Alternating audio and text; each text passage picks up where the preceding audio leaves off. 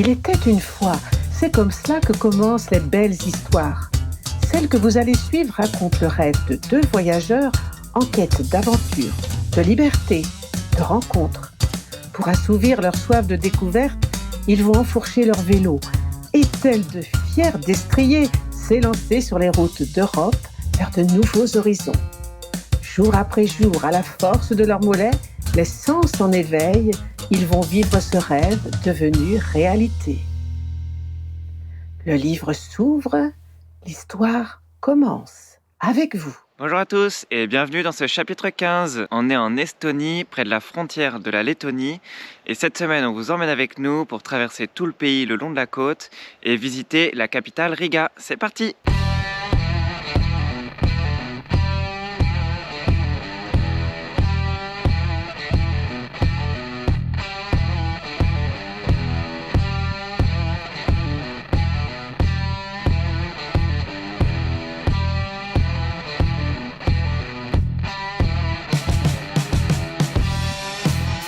C'est bon, on est passé en Lettonie. Bon, on a essayé d'apprendre 2-3 mots, c'est pas facile du tout. Et au niveau prononciation, on n'est pas trop certain même de ce que Google nous propose. Donc on va essayer d'expérimenter ça à Riga ou même dans les magasins qui arrivent là pour faire les courses à midi, on verra ce que ça donne.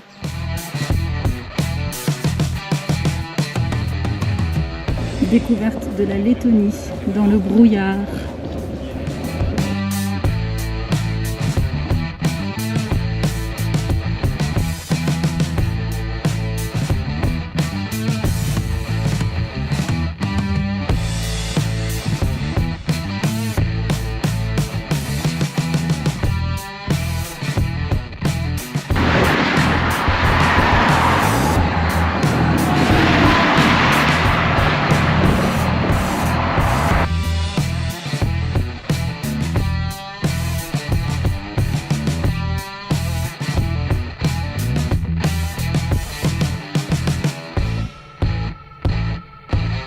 Premier bivouac en Lettonie. Il fait un peu plus frais ce soir. Enfin, c'est surtout qu'il y a pas mal de brouillard, comme ce matin.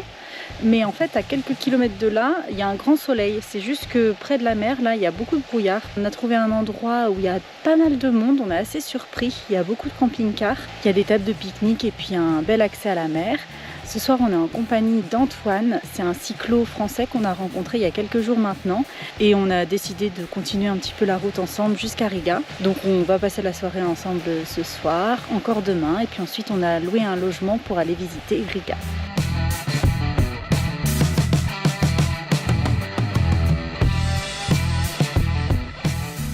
Bon, et ben on est toujours dans le brouillard ce matin et on a tout plié, la tente tout mouillée. C'est vrai que ça sèche pas trop, mais on va devoir s'y faire parce que pour l'hiver ça va être un peu le quotidien. Et là on a pris le petit déjeuner et puis c'est parti, une 60aine de kilomètres. On va se rapprocher de Riga tranquillement pour y être demain.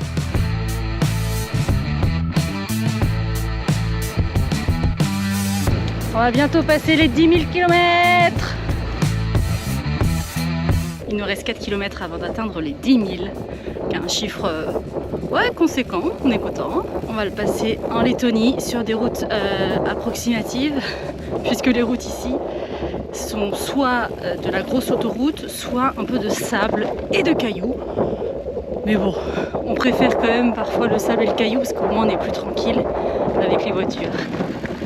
Allez, let's go, dernier kilomètre avant les 10 000.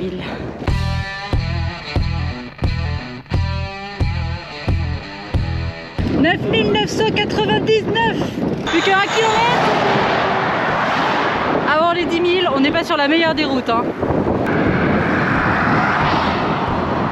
C'est bon, on a passé les 10 000 km. On est content. Petite pause déjeuner face au supermarché, le soleil est enfin revenu, on est trop contents. Du coup on fait tout sécher, on s'est un petit peu installé devant le supermarché, mais bon là au moins ça va sécher super vite.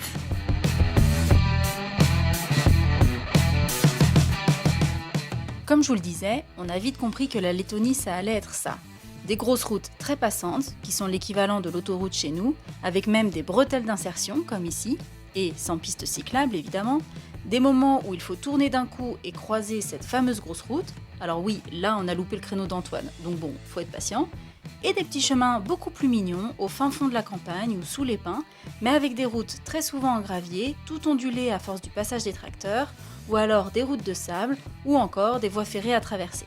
Bref, on peut vous dire que la Lettonie nous aura forgés, on est des pros du dérapage contrôlé ou pas dans le sable, et on a un popotin en acier. Fin de journée. On a trouvé un spot plutôt sympa. Bon, on a un peu galéré parce qu'il y a beaucoup de réserves naturelles et d'endroits protégés interdits au bivouac. Mais ici, c'est bon, on peut dormir.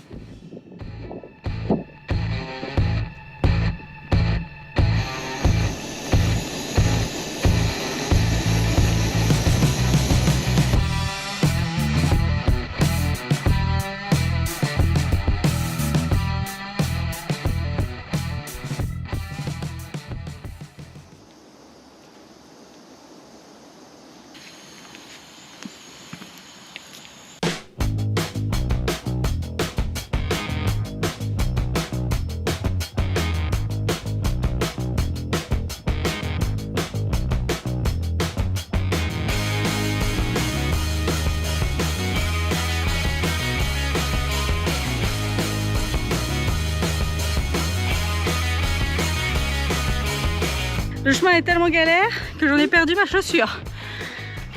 On arrive bientôt à la route, mais... Le petit virage.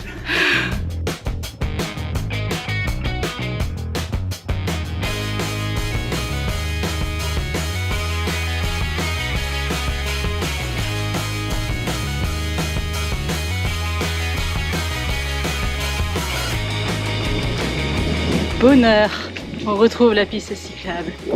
On savoure encore mieux après avoir vécu des grosses galères dans le sable. Donc c'est ça qu'il faut voir. Non, là c'est trop bien, il fait beau, petite piste cyclable. On arrive dans une quarantaine de kilomètres à Riga. C'est cool, on a hâte de découvrir cette ville.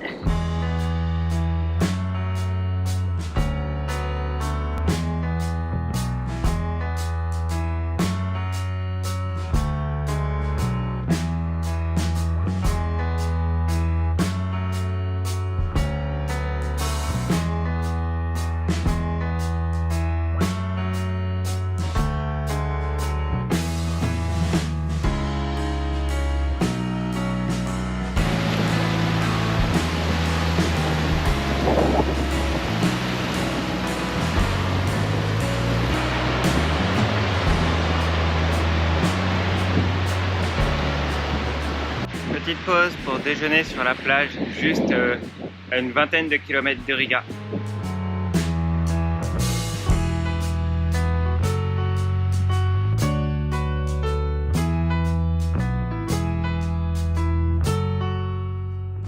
À quelques kilomètres de Riga, notre route croise celle d'Egars, un laiton en sortie du week-end et qui voyage aussi à vélo de temps en temps. Il avait l'air tout content de nous trouver là, et ni une ni deux, il a fait demi-tour et nous a guidés jusqu'à notre logement. Une super intention spontanée, mais qui nous a valu une entrée dans Riga bien énergique. On peut vous dire que gérer la conversation en anglais tout en gardant le rythme, car lui n'était pas chargé comme nous, sans oublier de faire attention à la circulation, ça nous a épuisés. Dimanche 22 septembre aujourd'hui, on va visiter la ville de Riga. Et normalement, en fin d'après-midi, on va peut-être rencontrer plein d'autres Français cyclos qui nous ont contactés sur Instagram. Et comme ça, on va pouvoir aller boire un verre tous ensemble, ça va être super chouette.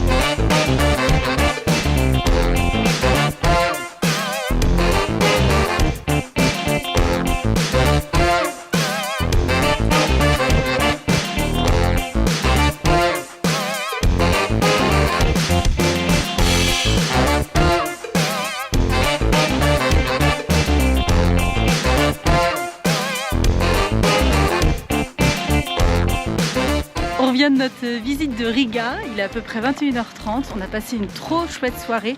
On a rencontré plein de cyclos français qui sont eux aussi à Riga pour quelques jours pour visiter.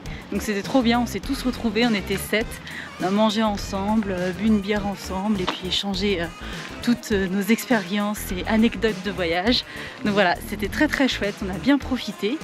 Et puis maintenant, on va faire une petite partie de jeu de société, n'est-ce pas Antoine? Parce qu'on n'a encore pas fait jouer Antoine ou Yam. Et profiter de notre dernière soirée.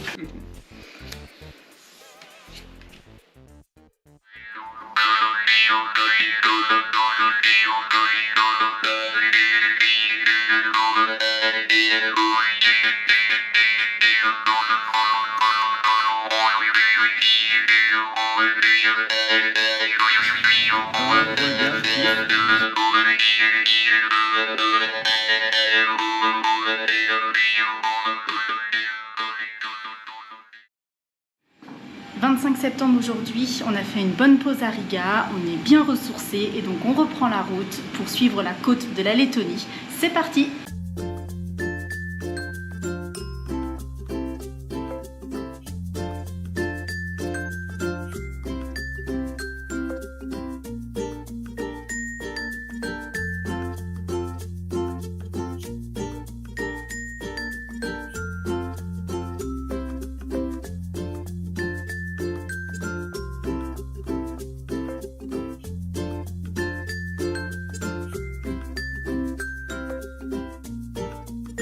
Bon ça y est, bientôt 19h30, on vient d'arriver sur un petit spot de bivouac à côté de la mer, c'est sympa.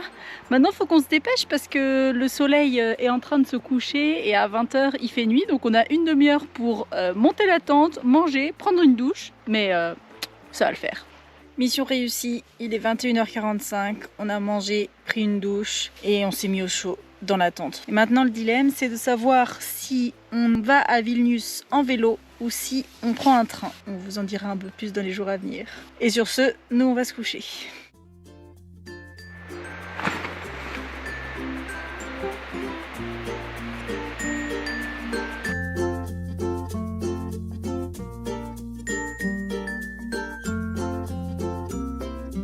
Nous poursuivons notre chemin sur les routes lettonnes. Il y a un peu moins de grosses routes par ici, ce qui n'est pas pour nous déplaire. Nous traversons plusieurs petits villages de campagne, trouvons toujours quelques pommes sur le bord de la route pour nos desserts, croisons énormément de gens en train de ramasser des champignons et sommes toujours amusés de trouver des machines à café au milieu de nulle part. Petite différence de couleur d'eau. Ça c'est celle qu'on a eue hier et ça c'est celle de la fontaine à laquelle on s'est servi tout de suite. On voit que l'eau n'est pas potable partout. Alors après je pense qu'elle n'est pas forcément mauvaise non plus, mais en tout cas c'est vrai que la couleur fait que c'est un petit peu moins appétissant. On arrive bientôt au cap Kolka qui est vraiment en haut de la corne de la Lettonie et a priori, il y a un gros orage qui nous arrive dessus. Depuis ce matin, on évite la pluie. Et là, vu ce qui se profile derrière moi, à mon avis, ça va nous tomber dessus. On espère pouvoir planter notre tente avant que la pluie ne tombe, mais j'ai peu d'espoir.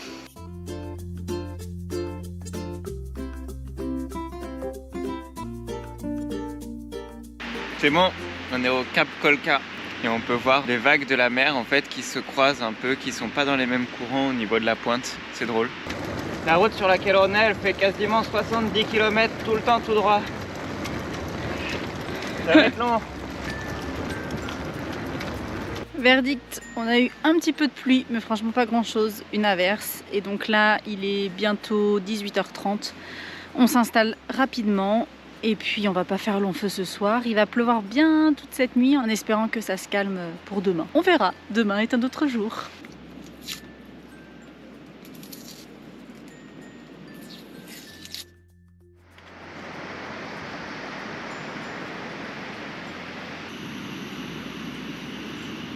On a troqué Bruno. En ce moment, il est un petit peu capricieux. On a un petit peu de mal à le faire fonctionner. Com essaye de le réparer petit à petit. Donc à chaque fois, c'est un petit peu mieux. Mais là, hier soir, bon, il n'était pas décidé. Donc ce matin, pour aller plus vite, ne pas se prendre la tête, on prend le réchaud de secours qu'on avait en fait au début. Tant que la bouteille de gaz est encore pleine, on le garde et puis quand il sera fini, on le renverra en France. Et donc là, on se dirige en direction de la prochaine ville qui n'est que dans 75 km. On n'a pas trop géré les courses, donc ce midi ça va être un petit peu fond de sacoche, mais c'est pas grave. Et normalement après, on devrait trouver un spot après la ville. Donc voilà, on continue de longer la côte.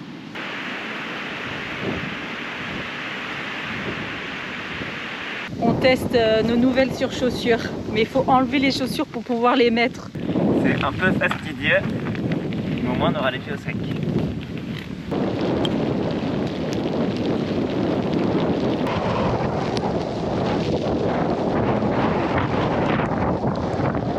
Bon, ben, elle est bien mouillée. Il pleut pas mal depuis 2 heures à peu près. Et d'habitude, on essaye de s'abriter, mais là, il n'y a rien sur la route pour s'abriter. Même pas un mini auvent. Donc on roule. Et là, on essaye de manger sous des arbres. Bon, clairement, on n'est pas vraiment abrité. Plus que 20 km pour arriver à la ville. Ça, c'est le bonheur. Le petit rayon de soleil. On voit pas trop, mais il y a un petit rayon de soleil et il pleut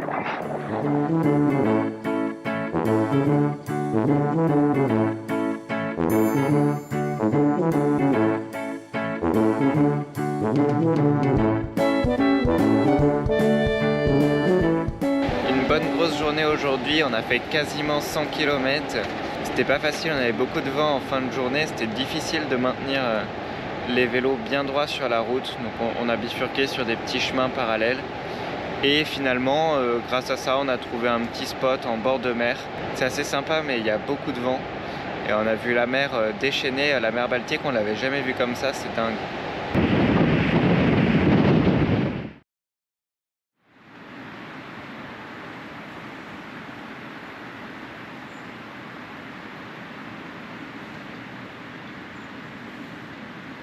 La nuit fut à l'image de la journée d'hier, éprouvante. Il y a eu de l'orage à plusieurs reprises, donc c'est toujours un petit peu inquiétant quand on est sous la tente et notamment sous les arbres. Heureusement là il y avait une petite ruine à côté, donc on allait se réfugier en dessous, au moins on se sentait plus en sécurité, même si c'est pas forcément le cas, mais bon, au moins on avait l'impression d'être à l'abri. Donc voilà, le sommeil a été un peu entrecoupé, sinon entre temps on a très bien dormi. Donc on a repris la route ce matin, il y avait du soleil, c'était cool, et là il se remet à pleuvoir et il y a probablement de nouveau des orages ce soir. Donc on recherche un camping pour pouvoir se mettre à l'abri si jamais ça recommence. Mais les campings ici n'ont pas l'air d'avoir souvent des abris en dur. Donc voilà, on est un peu en recherche. On va faire une petite journée aujourd'hui pour pouvoir se reposer un petit peu et puis repartir de plus belle demain.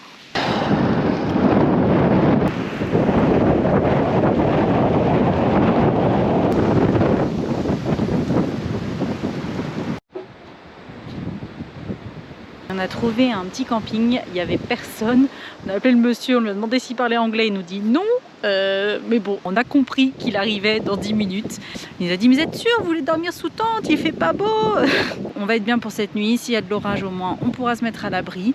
C'est très sympa, il y a plein de décorations de bateaux et il est très très gentil, il nous a montré ses enfants en photo et tout, c'était vraiment très sympa. Un chouette échange, même si on n'arrivait pas trop à se comprendre, mais on trouvait quelques mots pour pouvoir discuter un peu, donc voilà, c'était très sympa.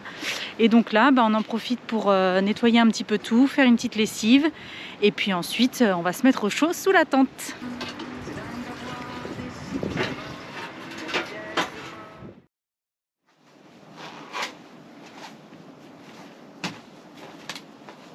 On est lundi 29 septembre il me semble et ce matin là il fait bien froid et le thermomètre il est descendu pas loin de 4 degrés. C'était pas facile ce matin mais bon ça va le faire, normalement ils annoncent un beau soleil donc on va vite se réchauffer sur les vélos. Et puis ce matin normalement on passe la frontière pour arriver en Lituanie. Voilà, nouveau pays à rajouter au compteur.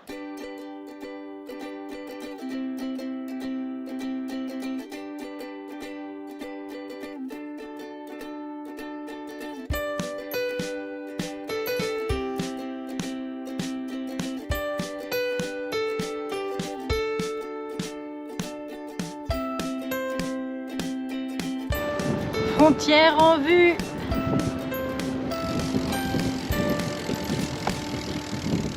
On est à la frontière avec la Lituanie, donc la Lettonie c'est fini et maintenant on va direction Vilnius.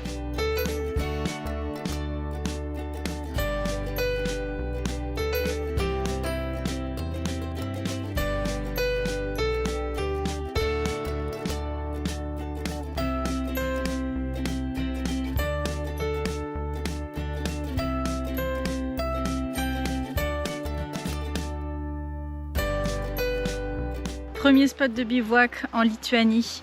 Là c'est chouette, le soleil est sorti. Du coup il fait beaucoup plus chaud que ce matin parce qu'on a quand même eu bien froid ce matin et jusqu'à ce midi. Donc voilà, on a trouvé un petit endroit qui est très sympa. Il n'y a personne. On va mettre notre tente là. On est arrivé tôt là donc c'est chouette. On va avoir le temps de se poser un petit peu. Ça va faire du bien parce qu'on est un peu fatigué avec ce petit changement de saison.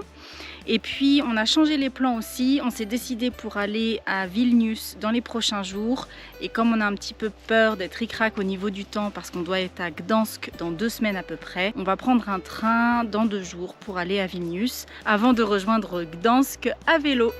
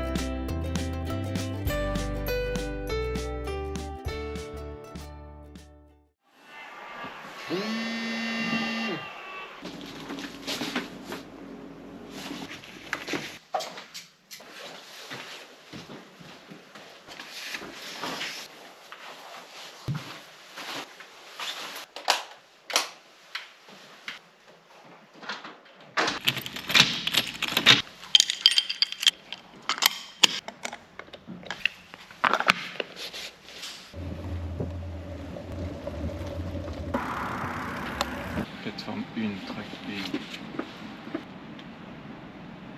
Aujourd'hui, on est le jeudi 3 octobre et on est à la gare de Klaipėda. On va mettre nos vélos dans le train, direction Vilnius.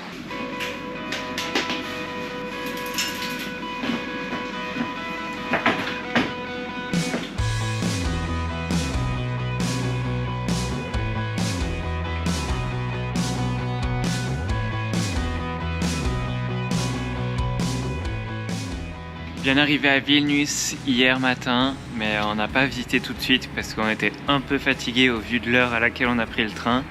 Et puis en plus il faisait pas beau du tout, donc on a préféré temporiser tranquillement et rester au chaud pour se reposer. Et là c'est parti, on va visiter la ville de Vilnius. Bon, il fait pas hyper beau, mais normalement ils annoncent pas de pluie, donc ça devrait le faire.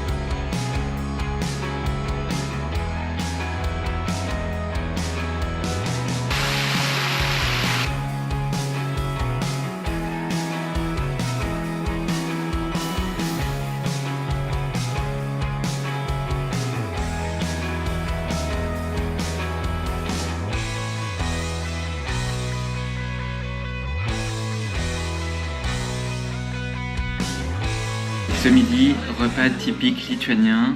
Alors, on a des pancakes de pommes de terre avec une sauce aux champignons. On a un dumplings de patates. Et on a des petits raviolis de patates. On ne sait pas trop ce que c'est, ça a l'air d'être typique d'ici, donc on va goûter.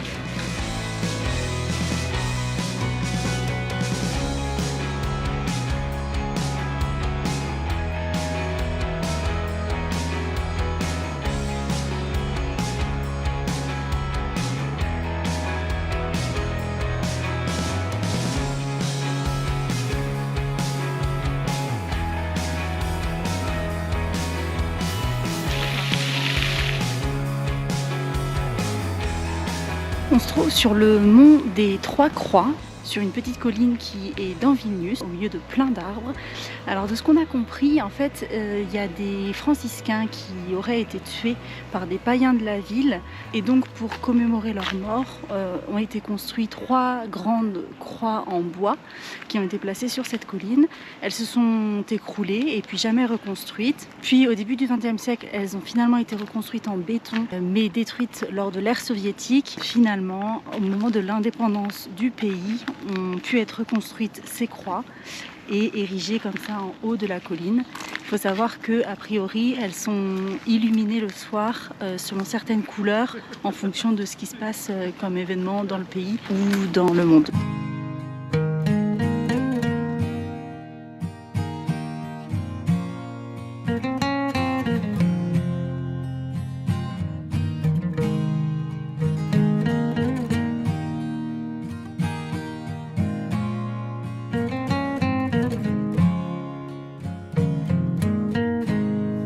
On espère que vous avez bien apprécié les quelques images de Vilnius qu'on vient de vous passer, et notamment tous les bâtiments religieux qu'on a pu visiter.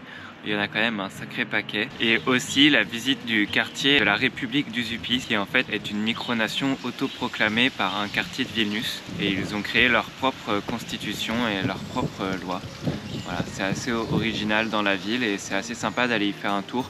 C'est un quartier qui est plutôt réputé comme un quartier des artistes. Maintenant, on va se diriger vers la Pologne et notamment vers Gdansk, donc vers l'ouest. Mais bon, la Pologne, ça sera pour la prochaine vidéo. Donc si celle-là vous a plu, n'hésitez pas à vous abonner, à nous suivre aussi sur Instagram et sur Polarstep.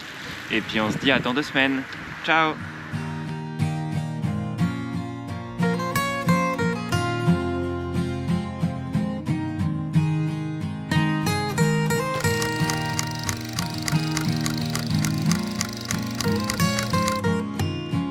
Qui monte à vélo garde son équilibre.